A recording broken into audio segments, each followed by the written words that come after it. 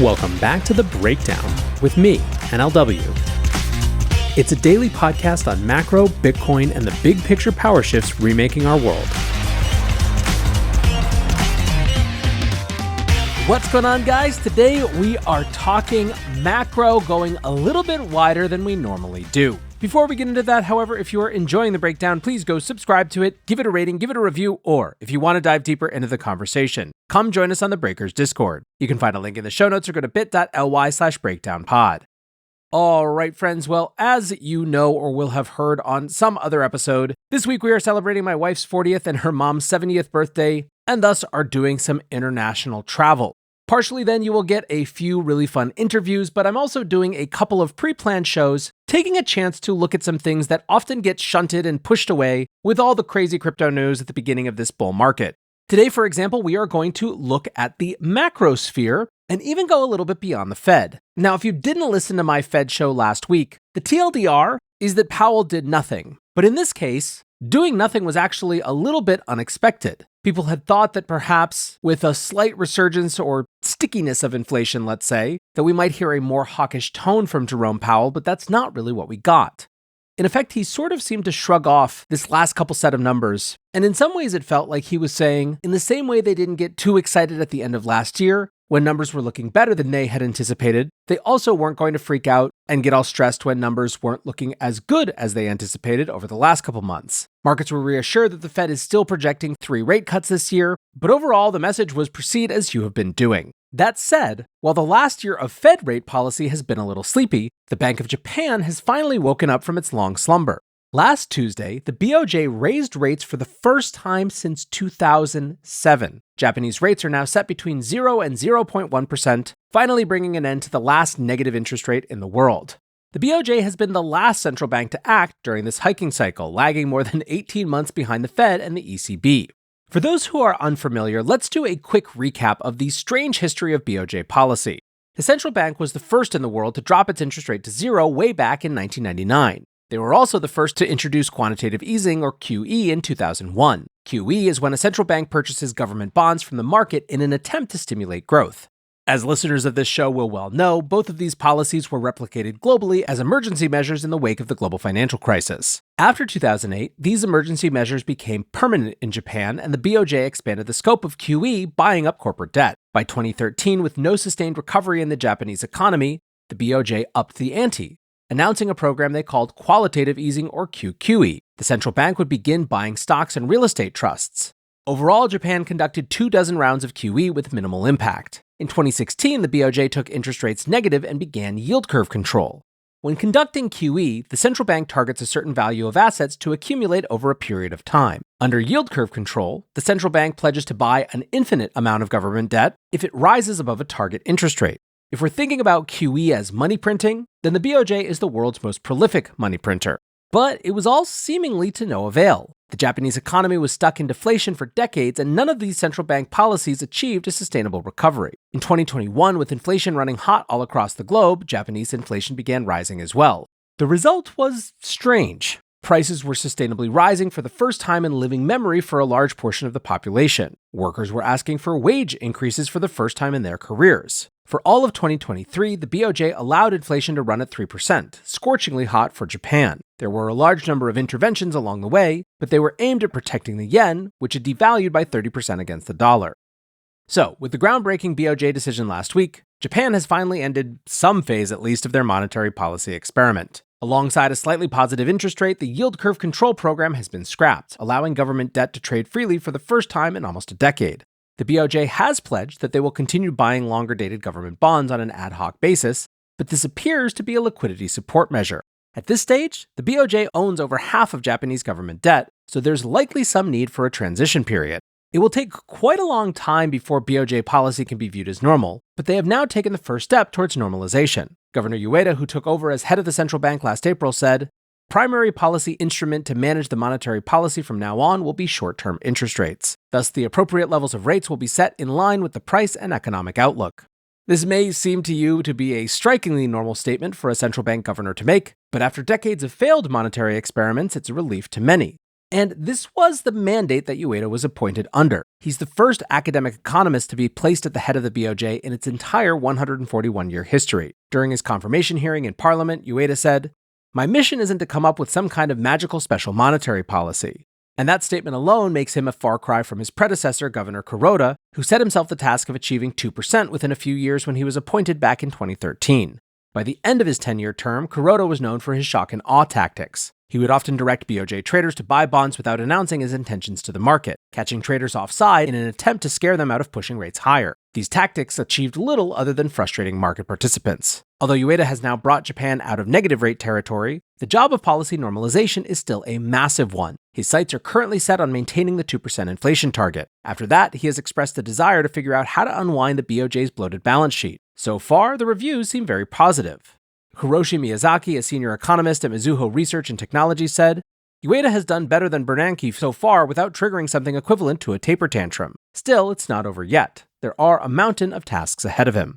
Now, why does this matter for people outside of Japan? As the BOJ's interest rates have been sustainably lower than the rest of the world for almost a decade, there has been a huge arbitrage available. Many large investment firms take loans denominated in yen to fund their operations and take advantage of the tiny rates. This is admittedly much less common since the yen began devaluing, forcing a huge unwind of this funding. Still, Japan is in many ways banker to the world and plays a key role in global liquidity. The BOJ, in other words, plays a key role in setting the cost of capital for the financial world, and that cost is beginning to go up. As a related issue, this rate hike is not just about high inflation in Japan, it's also about stabilizing the yen. The yen is down 7% so far this year and has continued to fall since the BOJ hike. Some are viewing the BOJ's actions over the past year as fighting to stave off a currency crisis and have come to the conclusion that the BOJ isn't doing enough. If the BOJ can't stop the yen from falling, the ripple effects as long-term positions blow up could shock global markets. Today's episode is brought to you by Kraken. For far too long, the whole financial system has been standing still, too slow, only on for certain hours, overly designed for some types of people, but not for others. Crypto, at its best, represents progress. It asks the question, what if? It invites people in instead of leaving them out. It's on 24/7, 365, and moves at the speed of real life. Not everyone believes it. We've got our fair share of detractors, but that's the way it always is when you're building something new. Kraken is a crypto company that has been through the highs and lows of the industry, facing forwards towards progress throughout. And now they're inviting us to see what crypto can be. Learn more at kraken.com/thebreakdown. Disclaimer, not investment advice. Crypto trading involves risk of loss. Cryptocurrency services are provided to U.S. and U.S. territory customers by Payward Ventures Inc., PVI, DBA, Kraken. Hello, breakers. Today's episode is sponsored by Ledger. As another cycle ramps up, it's another chance to think about your Bitcoin custody best practices, and of course, to help all the new folks do the same. Ledger is the global platform for securing Bitcoin and other crypto. Ledger combines both hardware wallets and the Ledger Live app to offer the best way to buy, sell, swap, and stake without sacrificing on security or self-custody. Ledger features cutting-edge technology in the form of a certified secure chip and a proprietary operating system, but also brings ease of use. This makes Ledger a safe and secure way to manage your digital assets without all the stress. Check out the link to the Bitcoin Ledger Nano in the show notes. 5% of all sales of the Bitcoin Ledger Nano go to support Bitcoin development. Thanks once again to Ledger for supporting The Breakdown. We move now to one of Japan's neighbors, and while it's always difficult to get a clear picture of what's going on in the Chinese economy, it appears as though some of the problems of recent years are improving. There's still the massive question mark of how to resolve bankruptcies of some of the largest real estate developers in the world, but for now, that issue seems to be on hold. The places that are showing signs of positivity are in the manufacturing sector. Chinese factory output and investment growth are up to begin the year, giving some renewed hope. Industrial output is up by 7% since last year. Fixed asset investment has risen by 4.2%. Retail sales are growing at a 5.5% pace. But some are concerned this return to growth may discourage the Chinese government from providing additional support. Michelle Lam, Greater China economist at Societe Generale, said, "With the recovery in these data, policymakers will likely not see the need to do more than what they plan to do." She said it would take a much bigger slowdown to encourage authorities to focus on stimulating household income and spending to support consumption. Earlier this month, the Chinese government announced a 5% growth target, the same as last year. In 2023, this target was reached, but it was building off the back of a dismal previous year and supported by large stimulus spending. Many analysts are puzzled how the government plans to hit 5% growth without those tailwinds. Even the Chinese Bureau of Statistics is questioning how this will all work, commenting alongside their last data release. The economy kept rebounding and improving in January and February, with various policies taking effect. But we also need to see that the external environment is increasingly complex, grim, and uncertain, and the problem of insufficient domestic demand still remains. The recent strength, it appears, is driven by an increase in exports as global trade picks up. Chinese exports rose by 7.1% over the first 2 months of this year, far beyond expectations. Exports, though, do nothing to solve the long-term structural issues in China associated with a lack of domestic demand. Over recent years, the Chinese government has expressed a desire to rebalance the nation's trade balance and begin the long transition to a consumption-based economy. So far, these numbers suggest it will just be more of the same. Economist Chang Shu wrote, "It's a still patchy picture. The growth in private investment was marginal and consumption slowed and undershot expectations. The bottom line, the recovery is fragile and requires more policy support."